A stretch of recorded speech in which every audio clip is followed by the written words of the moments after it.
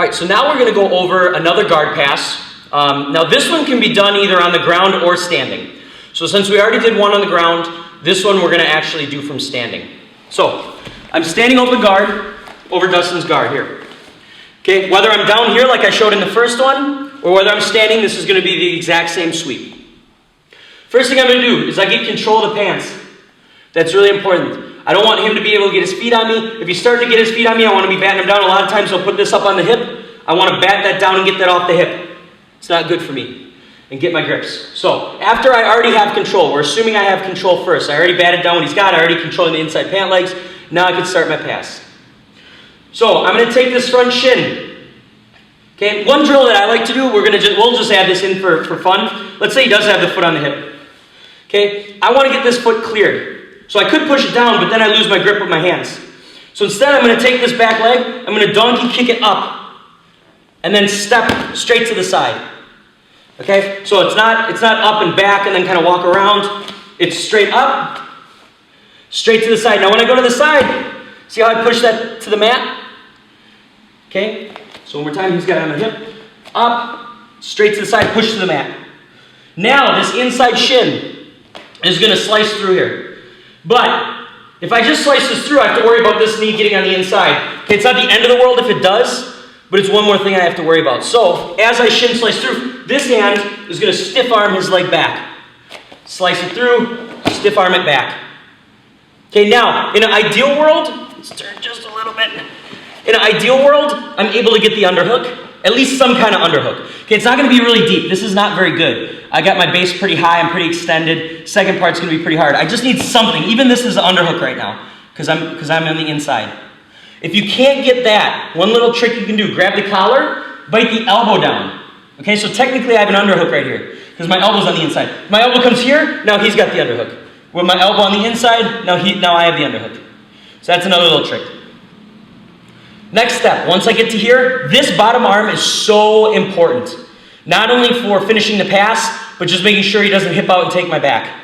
So I'm going to reach over. I can either reach over the top and grab the tricep and pull up, or lately I've been a fan of grabbing the sleeve right here on the sleeve grip. This sleeve grip now, I'm going to pull up. But right here, okay, although I know I look like a massive bodybuilder, I'm using a lot of strength, and I'm really not that strong. So Dustin just has to pull that elbow back in, and I'm kind of struggling with him to keep this arm up. So what I'm going to do is I'm going to bring this up, and then I'm going to plant my leg under it. So now when he pulls, he's actually fighting the ground with my leg. Turn just a little bit to finish it. So I'm here. So now I'm not using any strength. No matter how hard he pulls, he's not getting that elbow down. To finish this, I don't slide my shins that way. I actually slide my shins straight behind me, and I sag my hips to the ground. So I'm here. I slide this away. See how it slides away from him? And I slide my hips to the ground. Okay, still pulling up on this arm. It's so important. If I don't have this, he's going to belly out, and then I have to worry about my back. Okay, so I need to make sure I'm still pulling up on this arm. Now from here, I just slide this. Once I slid, and my hips are on the ground, my knee slid away, then I can slide through. I can either go to scarf, or I like to just switch to just side control. Okay, one more time. I know there's a lot of steps on this, so I'll go slow again on this one.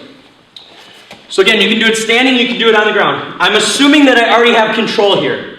If he's got grips, he's got something I need to break those grips. I never want him to have a collar grip. If he has a collar grip here, that's the first thing I need to do before, I need to break this before I go for the pass. Boom.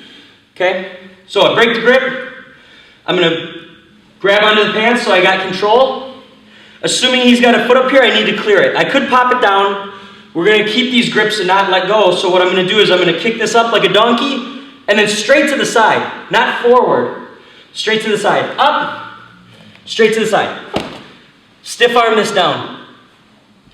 I'm going to shin slice through as I take this far arm on the top leg and push that behind me. Shin slice, push behind me. Now this back arm, the one that just stiff armed, needs to swim up and get some kind of underhook. Let's turn a little bit. Get some kind of underhook. Doesn't have to be deep. I don't like deep because it gets me too far over his body.